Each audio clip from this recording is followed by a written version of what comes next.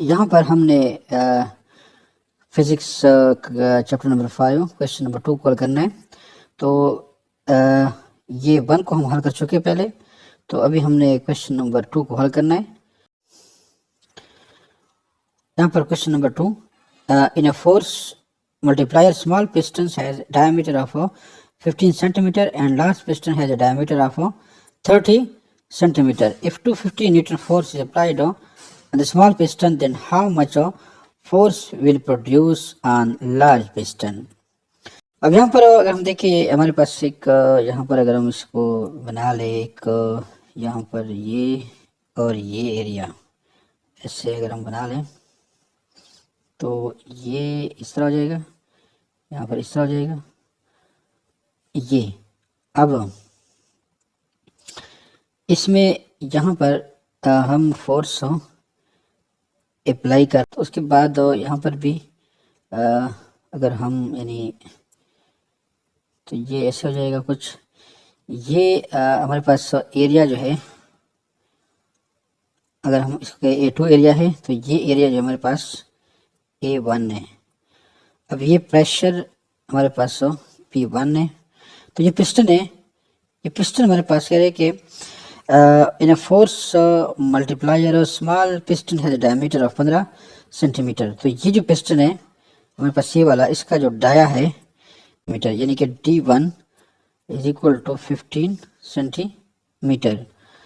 तो उसके बाद हम लार्ज पिस्टन, और जो लार्ज पिस्टन है यहाँ पर ये वाला अगर हम यहाँ पे करें तो इसका जो डाया है D2 तो ये होगा 30 सेंटीमीटर। उसके बाद कह रहे हैं कि if 250 Newton force is applied on small piston, तो ये 250 फोर्स, तो यहाँ पर ये जो है पिस्टन है, अगर हम इसके ऊपर 250 न्यूटन यानी 250 न्यूटन फोर्स अगर हम उसके ऊपर अप्लाई करें तो F1, तो उसके बाद ये बता रहे कि स्मॉल पिस्टन के ऊपर हमने अप्लाई कर दिया, तो then how much force will produce on large piston. तो यहाँ पर कितना, यानी कि जो लार्ज पिस्टन है यहाँ वाला, इसके ऊपर कितना फोर्स, यानी कि अगर हम कहें कि ये F2 जो है हमारे पास ये कितना होगा, तो इसको हमने फाइंड आउट करना है। अब हमारे पास पास्कल लॉ है। पास्कल लॉ ये बता रहे हैं, we have Pascal law which states that force pressure is equal to P1 is equal to F1 divided by A1. Similarly, P2 is equal to F2 divided by A2. तो अब ये जो दो equation है, ये इसका मतलब ये बता रहे कि P1 is equal to P2, यानी यहाँ पर P1 is equal to P2। अब अगर P1 और P2 बराबर है तो हम यहाँ पर लिख सकते हैं कि F1 divided by A1 is equal to F2 divided by A2। तो हम इस तरीके से इस इक्वेशन को लिख सकते हैं। अब हमने यहाँ पर मालूम करना है F2 को हमने फाइंड आउट करना है, तो फिर उसके लिए हमने इस इक्वेशन को रीअरेंज करना होगा। तो अगर हम इस इक्वेशन को रीअरेंज कर लें तो we can say that F2 is equal to F2 will be equal to यहाँ पर F2 F1 divided by A1 into ये इस तरफ चला जाएगा A2 जो है, तो ये A2 हो जाएगा। तो हमारे पास अब इक्वेशन बन गया ये वाला कि F2 is equal to F1 divided by A1 into A2। तो अब इस इक्वेशन में हमने जो वैल्यूज है उनको पुट अप करना है। अब इस इक्वेशन में हमारे पास जो A1 है, A1 is unknown while A2 is also unknown. तो हमने A1 और A2 को फाइंड आउट करना है। तो अब A1 जो एरिया है हमारे पास वो that is equal to pi R square, यानी अगर हम यहाँ पे लिखे कि एरिया इज इक्वल टू, इन दोनों का अगर हम लिखें, area is equal to pi R square, pi R square. अब चूंकि हमारे पास ये A1 और A2 है, तो हम ये लिख सकते हैं कि यहाँ पर A1 is equal to pi R1 square, pi R1 square. यहाँ पर लिखते हैं A2 is equal to pi R2 square. तो हमारे पास A1 और A2 आ गया।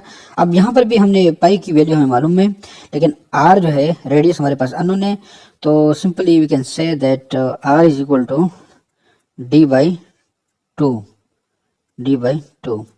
तो या हम लिख सकते हैं कि R1 is equal to D1 by 2।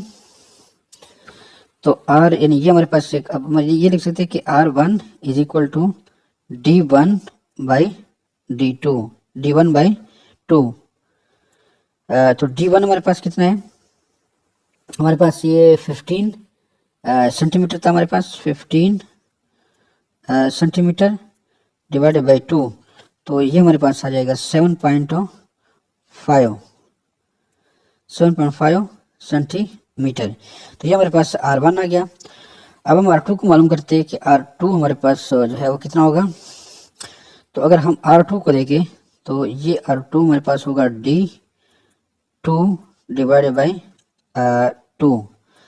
D2 हमारे पास कितना है, ये है 30 सेंटीमीटर, यानी जो लार्ज पिस्टन था उसका जो 30 सेंटीमीटर, तो divided by 2 and that will be equal to 15 centimetre. अब हमारे पास R2 भी आ गया और R1 भी आ गया। तो अब इस इक्वेशन में एरिया को मालूम करने के लिए हमारे पास A1 और A2 को मालूम करने के लिए हमारे पास हम अब इसको मालूम कर सकते हैं। अच्छा, अब हमने ये इक्वेशंस को दोबारा यानी इसमें हमने वैल्यूज़ को पुटअप करना है, A1 और A2 की जो वैल्यूज़ है इसको पुटअप करना है। तो यहाँ पर हमारे पास हो जाएगा F2, अगर हम इसको सिंप्लीफाई करें, F2 is equal to F1 divided by A1 into A2। अब हमारे पास A1 और A2 तो नॉन हो गया, यानी कि that will be equal to F1 divided by A1 हमारे पास क्या है, पाई R1 स्क्वायर है। उसके बाद हमारे पास जो A2 है वो क्या है, पाई R2 स्क्वायर। तो अब पाई और पाई यहाँ पर कैंसिल हो गया, ठीक है ना। तो अब हमारे पास ये इस इक्वेशंस को अगर हम सिंप्लीफाई करें तो F2 will be equal to F1 divided by R1 square into R2 square. अच्छा, अभी हमने ये जो R2 है, R2 और R1 की जो वैल्यूज़ है उसको हमने पुट करना है, और कौन सी है, ये वाली है। R1 is equal to 7.5 centimetre और R2 is equal to 15 centimetre. तो यहाँ पर हमने लगाना है, तो इससे हमारे पास F2 आ जाएगा। तो यहाँ पर हम पुट करते हुए, तो यहाँ पर अगर हम वैल्यूज़ को पुट करें तो F1 हमारे पास है, F1 हमारे पास था 250 न्यूटन, 250 न्यूटन, यहाँ पर 250 न्यूटन डिवाइडेड बाई R1 हमारे पास 7.5 सेंटीमीटर मल्टीप्लाइड बाई R2 जो है वो है 15 सेंटीमीटर। अब हमारे पास सेंटीमीटर यूनिट कैंसिल हो गया। यहाँ पर हमारे पास R स्क्वायर था, तो ये 15 स्क्वायर हो गया, ये स्क्वायर हो जाएगा। लेकिन फिर भी इस रूप में हमारे पास ये सेंटीमीटर कैंसिल हो जाएंगे, तो हमारे पास ये अगर हम इसको 15 स्क्वायर हो जाएगा और 7.5 स्क्वायर हो जाएगा। तो हमारे पास F2 जो है ये हो जाएगा, यानी यहाँ पर अगर हम 15 के स्क्वायर ले लें तो 250 न्यूटन, तो फोर्स है इसका, न्यूटन फोर्स इंटू 15 225, ये उसके बाद और डिवाइडेड बाई जो 7.5 का जो स्क्वायर है 56.25, ये हमारे पास आ गया। तो अब अगर हम इसको मल्टीप्लाई और डिवाइड करें तो हमारे पास जो नेट वैल्यूज आ जाए तो हमारे पास इसकी जो वैल्यूज आ जाएगी 1000 न्यूट। अब यूनिट हमारे पास बचा हुआ है न्यूटन, तो ये हमारे पास आ गया एन यानी कि 1000 न्यूटन। तो F2 is equal to 1000 newton, 1000 newton. तो इस तरीके से आप इस क्वेश्चन को हल कर सकते हैं। तो ये हमारे पास 1000 न्यूटन आ गया।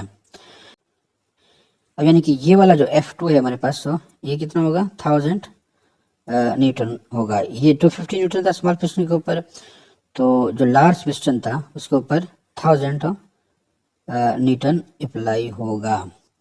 तो ये इसका आंसर है।